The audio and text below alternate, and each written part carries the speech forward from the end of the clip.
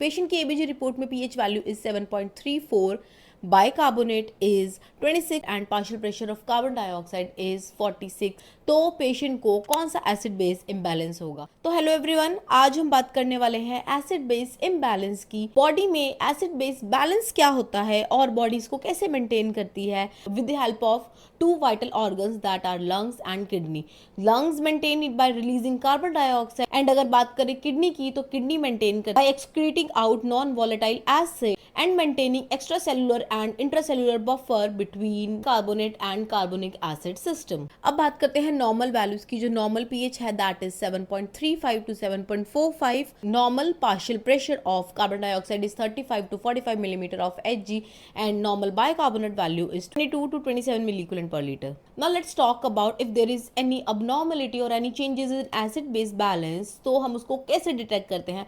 That we do by the test called ABG analysis, arterial blood gas analysis। ABG analysis में हम patient की artery से sample लेते हैं। If we talk about equipments needed for ABG analysis, we need 70% alcohol to clean the site, 1 ml syringe that should be heparinized with 0.5 ml heparin।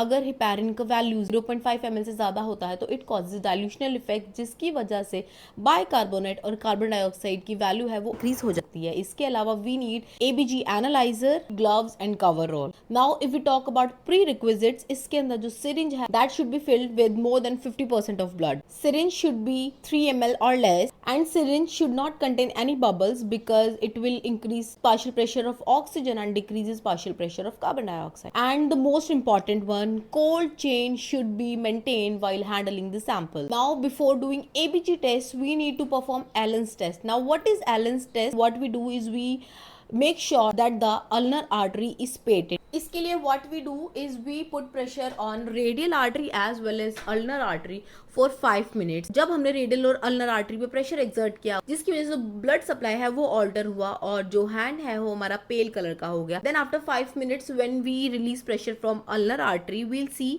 कि जो paleness है वो डिसअपियर हो जाती है within 6 to 8 seconds. That means 6 to 8 seconds के within जो hand है वापस से पिंकिश कलर का हो जाएगा। इट डिपिक्ट्स की जो अल्नर आर्टरी है that is what patent and we can perform ABG analysis. Now how do we take sample? We palpate radial artery, now extend it to 20 to 30 degree, then we draw sample with 45 degree needle insertion in it। After that what we do is we recap the needle by one hand scoop technique। अब जानते हैं कि अगर sample का cold chain maintain नहीं हुआ तो उस पर क्या क्या इफेक्ट्स आ सकते हैं। If sample is kept at 37 degree that is on ice, जो पीएच है that can increase by 0.01 by every 10 minutes, or PCO2 value can change by 1 mm of Hg and PO2 value can alter by 0.1%। अब बात करते हैं if the sample is iced one, जो temperature that went down by 4 degree Celsius, तो जो हमारा pH value होगी that can changes by 0.001, PCO2 value can change by 0.1 mm of Hg and PO2 value can change by 0.01%। Now we talk about sites। Sites could be femoral artery, radial artery, axillary artery, brachial artery and dorsalis pedis। अब इसमें contraindications क्या होंगे? Contraindication में if Allen's test is negative we do not perform ABG. अगर कोई local site inflammation, patient has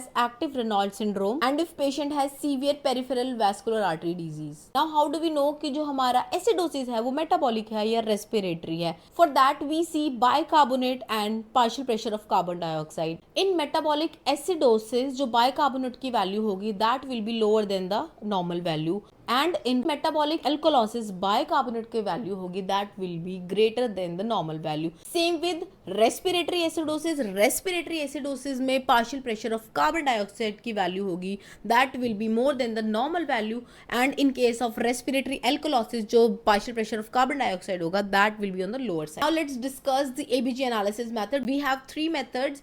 First one is Boston, second one is Copenhagen and third one is Stewart's method। जो most common method है that we use in clinical practice that is Boston। In Boston's method normal pH value is 7.4, PCO2 value is 40 millimeter of Hg and bicarbonate value is 24 milliequivalent per d। Now how do we get the value of H plus ion and bicarbonate ion? What we do is to get H plus ion we do 24 multiply PaCO2 by HCO through, and for bicarbonate ion value what we do is 24 multiply PaCO2 divide by H plus। Now step 1 of interpretation in Boston's method is to identify the pH. If pH is greater than 7.4, that means patient has alkalosis, and if pH is less than 7.4, that means patient has acidosis. Step 2 is to determine primary metabolic abnormality. In this, what we do is, after analyzing pH, we see the value of PaCO2 and bicarbonate. Now if pH is increased, we'll see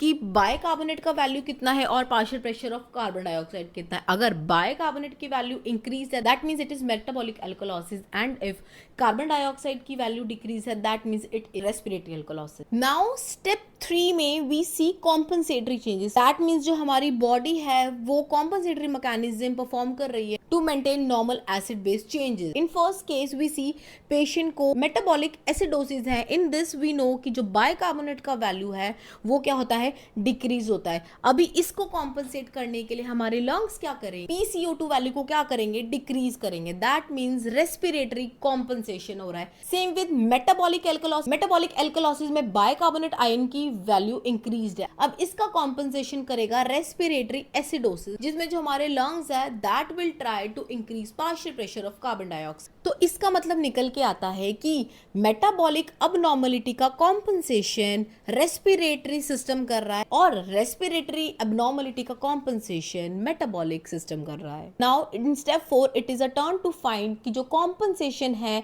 वो complete compensation है या फिर partial compensation है. Partial compensation means कि respiratory changes को metabolic system try तो कर रहा है चेंज करने के लिए, but it is not able to fully change it. That means it is partially changed. Now let's see partial compensation में क्या होता है. For example we are taking respiratory acidosis, जिसमें हमको पता है कि normal partial pressure of carbon dioxide increase होता है. इसको कॉम्पेंसेट करने के लिए हमारी किट बाइकार्ब आयन इंक्रीज करती है. तो जो बाइकार्ब इंक्रीज हुआ है that is more than lower, but in partial compensation जो बाइकार्ब की वैल्यू है वो इंक्रीज तो होगी, but that is between normal and expected value. Plus इसमें जो पीएच होगा वो नॉर्मल रेंज तक नहीं पहुंच पाएगा. ये हमारा डिफरेंस है फुली कॉम्पेंसेटेड पार्शियल कॉम्पेंसेटेड में. फुली कॉम्पेंसेटरी में जो हमारा कॉम्पेंसेटरी मेटाबोलाइट है दैट डू एडिकेट कॉम्पनसेशन, जिसकी वजह से जो वैल्यू है उसमें एक्सपेक्टेड चेंज आएगा. ऑन द अदर हैंड अगर पार्शियल कॉम्पनसेटरी सिचुएशन है, इस केस में कॉम्पनसेटरी जो मेटाबोलाइट है उसकी वैल्यू जो होगी that will be between normal and expected, और इसके अंदर जो कॉम्पनसेशन होगा that will B partial compensation. So that's all about ABG analysis. If even after this video you guys are having any doubt, you are feel free to ask anything in the comment section, and for more such content follow the channel and like the video. Thank you so much.